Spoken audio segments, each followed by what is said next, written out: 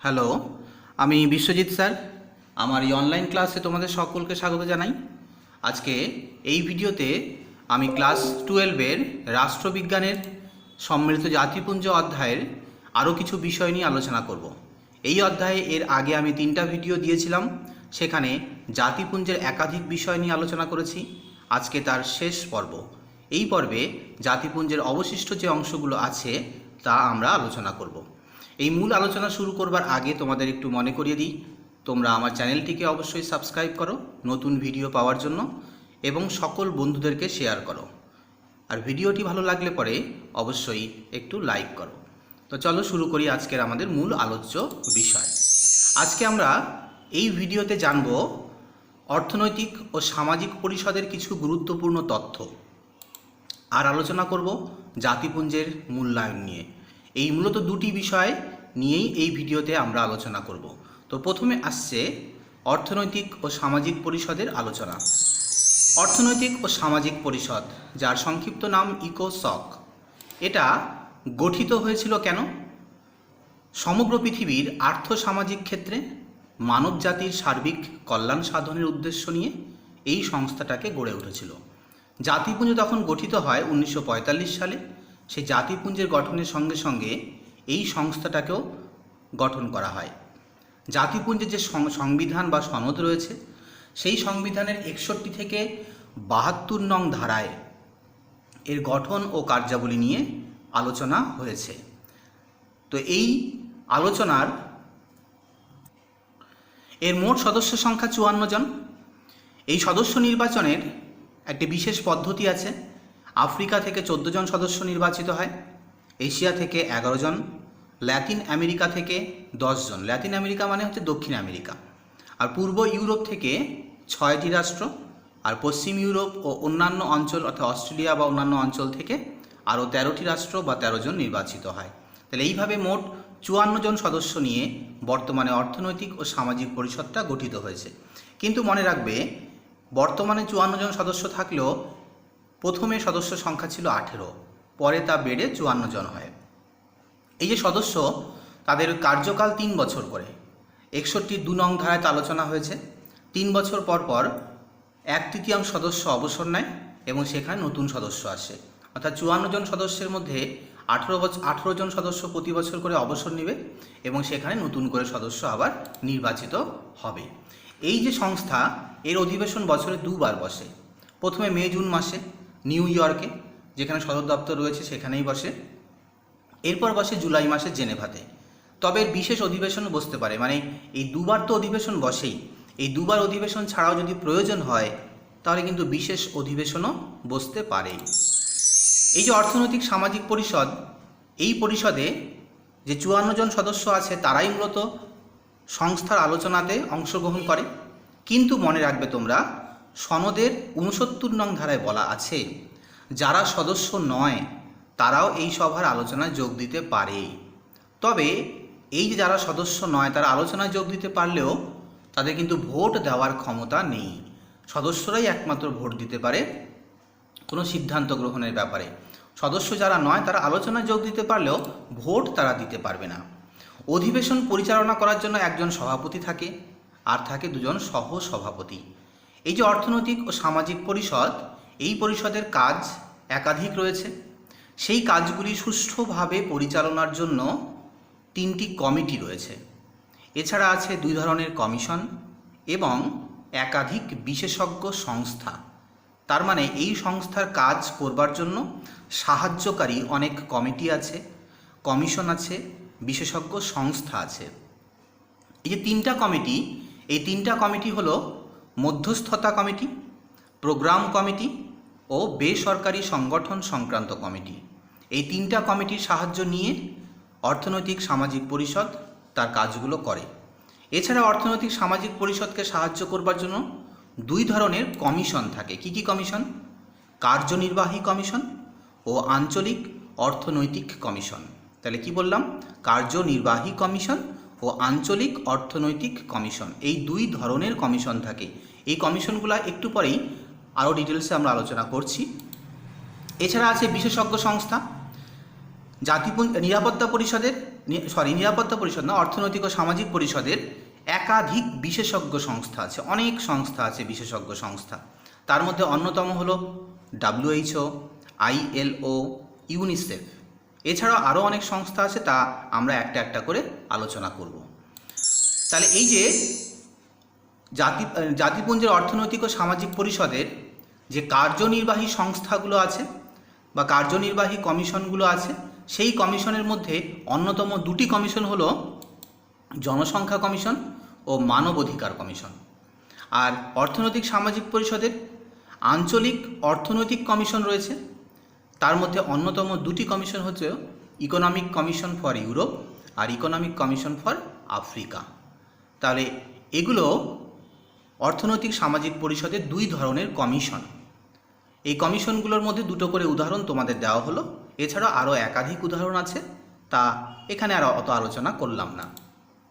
এরপর আমরা জানব বিশেষজ্ঞ সংস্থা সম্পর্কে। এর আগে তিনটা বিশেষজ্ঞ সংস্থা সম্পর্কে বলেছি, WHO, ইউনিসেফ, এছাড়াও আরও একাধিক বিশেষজ্ঞ সংস্থা আছে, যেমন FAO, এর পুরো নাম ফুড অ্যান্ড এগ্রিকালচারাল অর্গানাইজেশন। এই নামগুলো অবশ্যই তোমরা মনে রাখবে, কারণ এখান থেকে অনেক প্রশ্ন আসে, শর্ট প্রশ্ন, এগুলোর পুরো নাম পরীক্ষায় জানতে চায়। যেমন IMF, এর পুরো নাম হচ্ছে international monetary fund. World bank, ইউনেস্কোর পুরো নাম united nations educational scientific and cultural organisation. এটা মনে রাখবে তোমার ভালো করে, এই ইউনেস্কো নামটা, এখান থেকে খুব প্রশ্ন আসে। তারপরে IAEA, এটার নাম হচ্ছে ইন্টারন্যাশনাল অ্যাটমিক এনার্জি এজেন্সি। এবার অর্থনৈতিক ও সামাজিক পরিষদের ভোটদান পদ্ধতি। এখানকার ভোটদান পদ্ধতিটা সাধারণ সভা বা নিরাপত্তা পরিষদের থেকে অনেক বেশি সহজ। এখানে প্রত্যেকের একটা করে ভোট থাকে এবং সব ক্ষেত্রেই সংখ্যাগরিষ্ঠের ভোটেই সিদ্ধান্ত হয়। মানে এখানে 2/3 ভোটে কোনো সিদ্ধান্ত হয় না, সংখ্যাগরিষ্ঠ অর্থাৎ 54 জন সদস্যের মধ্যে 28 জনের সমর্থন পেলেই যে কোনো সিদ্ধান্ত গ্রহণ করা যায়। এবার আমরা জানব অর্থনৈতিক ও সামাজিক পরিষদের ক্ষমতা ও কাজ। 62 থেকে 66 নং ধারায় জাতিপুঞ্জের যে সনদ বা সংবিধান রয়েছে, তার 62 থেকে 66 নং ধারায় এর কাজগুলি আলোচনা হয়েছে। একাধিক কাজ এই সংস্থা করে থাকে, তার মধ্যে অন্যতম দুটো কাজ হলো, 1 নম্বর আন্তর্জাতিক ক্ষেত্রে অর্থনৈতিক, সামাজিক, সাংস্কৃতিক, শিক্ষা ও স্বাস্থ্য ইত্যাদি বিষয়ে যদি কোনো সমস্যা দেখা দেয়, সেই সমস্যা নিয়ে সমীক্ষা করা এবং তার সমাধানের জন্য উপযুক্ত সুপারিশ করা এই সংস্থার অন্যতম কাজ। সুপারিশটা কার কাছে করে?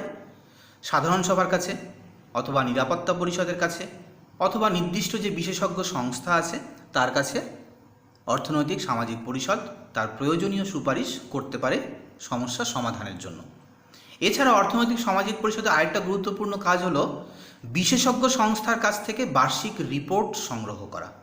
তার যে একাধিক বিশেষজ্ঞ সংস্থা আছে, যেমন WHO, IMF, ILO, এই যে সংস্থাগুলো আছে, সারা বছর ধরে এরা যা কাজ করছে সেই কাজের বার্ষিক রিপোর্ট সংগ্রহ করা এবং তাকে পর্যালোচনা করা এই সংস্থার অন্যতম গুরুত্বপূর্ণ কাজ। তাহলে এই দুটো কাজই হচ্ছে কি এখানে আমরা আলোচনা করলাম। এছাড়াও আরও একাধিক কাজ আছে, কিন্তু ছোট প্রশ্নের জন্য আমরা আলোচনা করছি বলে আর ডিটেলসে অত আলোচনা করলাম না। এরপরে যে বিশেষজ্ঞ সংস্থাগুলো রয়েছে তাদের একটু সংক্ষিপ্ত পরিচয় আমরা জেনে নেব, কারণ এখান থেকে একাধিক প্রশ্ন পরীক্ষায় আসে। জাতিপুঞ্জে অর্থনৈতিক ও সামাজিক পরিষদের একাধিক বিশেষজ্ঞ সংস্থা আছে, একটু আগেই বললাম। তার মধ্যে অন্যতম হচ্ছে FAO, এর পুরো নাম ফুড অ্যান্ড এগ্রিকালচারাল অর্গানাইজেশন। এটি গঠিত হয়েছিল 1946 সালের 16ই অক্টোবর। মোট সদস্য 194 জন আছে এখন। এর যে হেডকোয়ার্টার বা সদর দপ্তর আছে রোমে। এর উদ্দেশ্য কি? এই সংস্থার উদ্দেশ্য হচ্ছে বিভিন্ন দেশের জনগণের জীবনযাত্রার মান উন্নয়নের জন্য জাতিসমূহকে সাহায্য ও সহায়তা দান করা। এই উদ্দেশ্য নিয়ে এই সংস্থাটা গঠিত হয়েছে। এছাড়া আরও কিছু সংস্থা সম্পর্কে আমরা চলো জানি। এরপর আসছে ILO, ইন্টারন্যাশনাল লেবার অর্গানাইজেশন। এটি গঠিত হয় 1919 সালে। বর্তমানে সদস্য সংখ্যা 187, সদর দপ্তর আছে জেনেভাতে। এটা কেন গড়ে উঠেছিল? শ্রমিকদের অর্থনৈতিক নিরাপত্তা ও অধিকার প্রতিষ্ঠার জন্য। এরপর আসছে UNESCO, united nations educational scientific and cultural organisation. এটি গঠিত হয় 1946 সালের 4 মে। সদস্য সংখ্যা 1993, সদর দপ্তর ফ্রান্সের প্যারিসে অবস্থিত। এটা কেন গড়ে উঠেছে? সমগ্র পৃথিবীর মানুষের শিক্ষা, সংস্কৃতি ও বিজ্ঞানের উন্নতি সাধনের উদ্দেশ্য নিয়ে এগুলি গড়ে উঠেছে। এরপর আসছে WHO, ওয়ার্ল্ড হেলথ অর্গানাইজেশন, গঠিত হয় 1946 সালে, সদস্য সংখ্যা 194, সদর দপ্তর জেনেভাতে অবস্থিত। উদ্দেশ্য সমগ্র পৃথিবীর মানুষের জনস্বাস্থ্যের উন্নতি সাধন ও মহামারী প্রতিরোধ করা এই সংস্থার অন্যতম উদ্দেশ্য। এরপর আসছে IMF, পুরো নাম ইন্টারন্যাশনাল মনিটারি ফান্ড, গঠিত হয় 1945 সালে 27শে ডিসেম্বর, সদস্য সংখ্যা 189, সদর দপ্তর আছে ওয়াশিংটনে। কেন গড়ে উঠেছে? আন্তর্জাতিক বাণিজ্যের বিকাশ সাধন, আয় বৃদ্ধি ও উৎপাদন সামগ্রীর উন্নতি সাধনের জন্য এই সংস্থাটি গঠিত হয়েছে। তাহলে এই যে প্রত্যেকটা সংস্থা সম্পর্কে আমরা সংক্ষিপ্ত তথ্য জানছি, এই তথ্যগুলো একটু তোমরা মনে রাখবে, কারণ এখান থেকে অনেক ছোটো প্রশ্ন আসতে পারে ইউনেস্কোর পুরো নাম কি, আসতে পারে WHO কবে গঠিত হয়েছিল, ইন্টারন্যাশনাল মনিটারি ফান্ডের সদর দপ্তর কোথায় অবস্থিত, এইরকম নানা ধরনের প্রশ্ন এইখান থেকে আসতে পারে। তাই এগুলো তোমাদের কাছে একটু সংক্ষেপে তথ্যমূলক আলোচনা তোমাদের করে দিচ্ছি, যাতে প্রয়োজনীয় তথ্য তোমরা এখান থেকে পেয়ে যেতে পারো। এরপর আসছে ওয়ার্ল্ড ব্যাংক, যার আসল নাম international bank for reconstruction and development, মানে IBRD, যাকে আমরা ওয়ার্ল্ড ব্যাংক বলেই চিনি। এটি গঠিত হয়েছিল 1944 সালে, সদস্য সংখ্যা 189 বর্তমানে, সদর দপ্তর আছে ওয়াশিংটনে। কেন গঠিত হয়েছে, কী উদ্দেশ্যে? সদস্য রাষ্ট্রের অর্থনৈতিক পুনর্গঠন ও উন্নয়নমূলক কাজ সাহায্য দানের জন্যই এটা গড়ে উঠেছে। এরপর আসছে WTO, ওয়ার্ল্ড ট্রেড অর্গানাইজেশন, 1995 সালে গঠিত হয়, বর্তমান সদস্য সংখ্যা 164, সদর দপ্তর আছে জেনেভাতে। উদ্দেশ্য আন্তর্জাতিক বাণিজ্যের নীতি নির্ধারণ ও বিনিময় হার হ্রাস করা। IAEA, international atomic energy agency, গঠিত হয়েছিল 1957 সালে, সদস্য সংখ্যা 171, সদর দপ্তর আছে অস্ট্রিয়ার ভিয়েনাতে। উদ্দেশ্য মানব সভ্যতার উন্নয়নের, পারমাণবিক শক্তির শান্তিপূর্ণ প্রসার ঘটানোই এই সংস্থার অন্যতম উদ্দেশ্য। তারপর আসছে UNDP, এটা পুরো নাম ইউনাইটেড নেশনস ডেভেলপমেন্ট প্রোগ্রাম, গঠিত হয়েছিল 1965 সালে, সদস্য সংখ্যা 177, সদর দপ্তর আছে নিউ ইয়র্কে। এর কাজ উন্নয়নশীল দেশগুলির প্রাকৃতিক ও মানব সম্পদের বিকাশ ঘটাতে সাহায্য করা। উন্নয়নশীল দেশ বলতে যে দেশগুলো এখনও উন্নত হয়নি, উন্নত হচ্ছে আস্তে আস্তে, যেমন ভারতবর্ষ, পাকিস্তান, ব্রাজিল, এই দেশগুলো আস্তে আস্তে উন্নত হচ্ছে। এই দেশের প্রাকৃতিক ও মানব সম্পদের বিকাশ ঘটাতে সাহায্য করাই এই সংস্থার অন্যতম লক্ষ্য। এরপর এই ভিডিওতে আমরা আরও কিছু গুরুত্বপূর্ণ তথ্য জানব, যেগুলো জেনে রাখা অবশ্যই দরকার। যেমন শান্তি রক্ষার অর্থ কী? আমরা জানি জাতিপুঞ্জের অন্যতম উদ্দেশ্য সারা পৃথিবীতে শান্তি ও নিরাপত্তা প্রতিষ্ঠা করা। তাই শান্তি রক্ষা কী জিনিস সেটা আমাদের একটু জেনে নেওয়া দরকার। শান্তি রক্ষা বলতে বোঝায় শত্রুভাবাপন্ন রাষ্ট্রগুলিকে কিংবা একটি রাষ্ট্রের অভ্যন্তরে থাকা বৈরীভাবাপন্ন শক্তিগুলিকে সংযত থাকতে এবং তাদের মধ্যে বিরোধের নিষ্পত্তি করতে সাহায্য করাকে বোঝায়। এরপর বাফার স্টেট কাকে বলে? দুটি বিবদমান রাষ্ট্রের মধ্যবর্তী কোনো নিরপেক্ষ রাষ্ট্র যা শক্তি সাম্য বজায় রাখতে সাহায্য করে তাকে বলা হয় বাফার স্টেট। অর্থাৎ যে দুটি রাষ্ট্র বিবাদ করছে সেই বৃহৎ দুটি রাষ্ট্রের মাঝখানে যদি কোনো নিরপেক্ষ রাষ্ট্র থাকে যার কাজ দুটি রাষ্ট্রের মধ্যে শক্তি সাম্য বা শান্তি প্রতিষ্ঠা করা, সেই নিরপেক্ষ রাষ্ট্রকেই বলা হয় বাফার স্টেট। দুটি রাষ্ট্রের মধ্যবর্তী স্থানে এর অবস্থান। এরপর জানতে হবে আমাদের DPKO কী জিনিস। এর অর্থ department of peace keeping operation. এটি জাতিপুঞ্জের একটি শান্তি রক্ষামূলক কার্যকলাপ পরিচালনার একটি বিভাগ। অর্থাৎ জাতিপুঞ্জ যে শান্তি রক্ষামূলক কাজ পরিচালনা করছে, যে বিভাগ বা যে সংস্থার মাধ্যমে করছে, ওটাকে বলা হয় DPKO, department of peace keeping operation.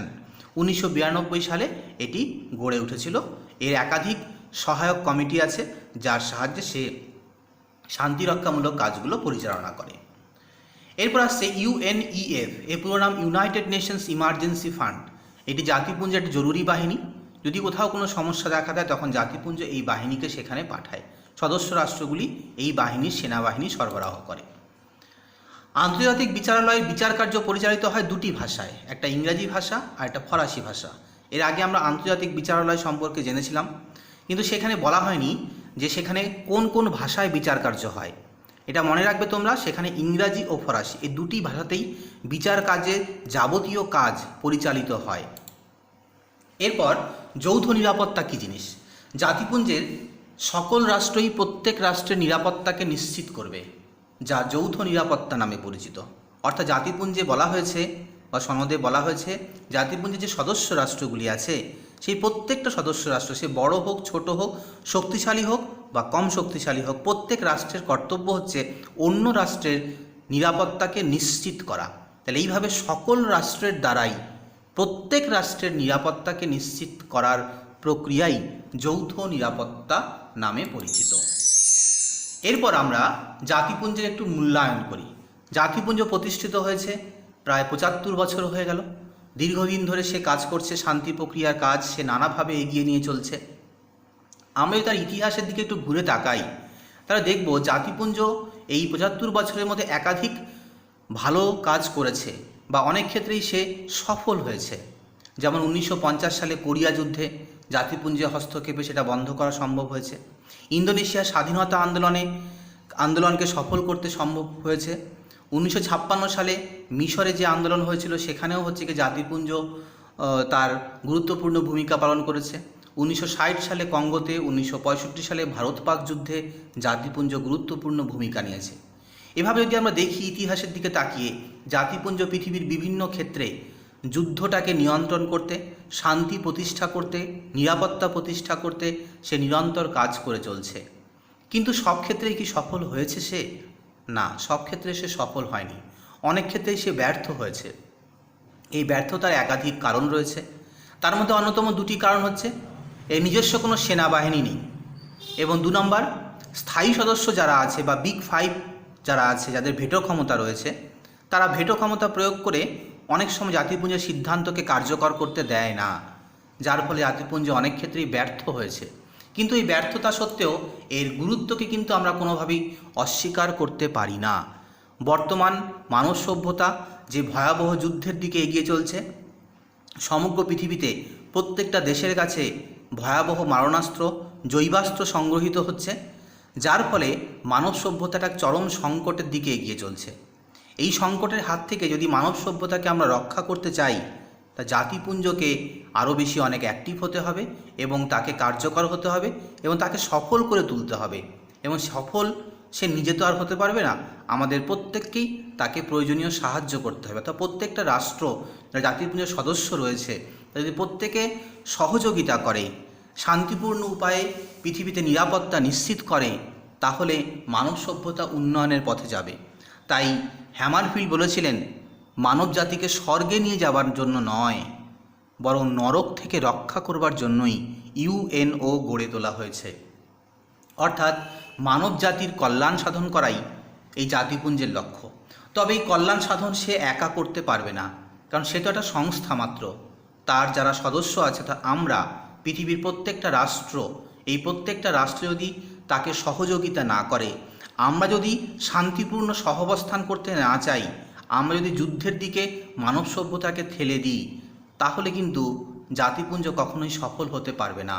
তাই জাতিপুঞ্জকে সফল করতে গেলে সদস্য রাষ্ট্র বা সমগ্র মানব জাতিকে তৎপর হতে হবে।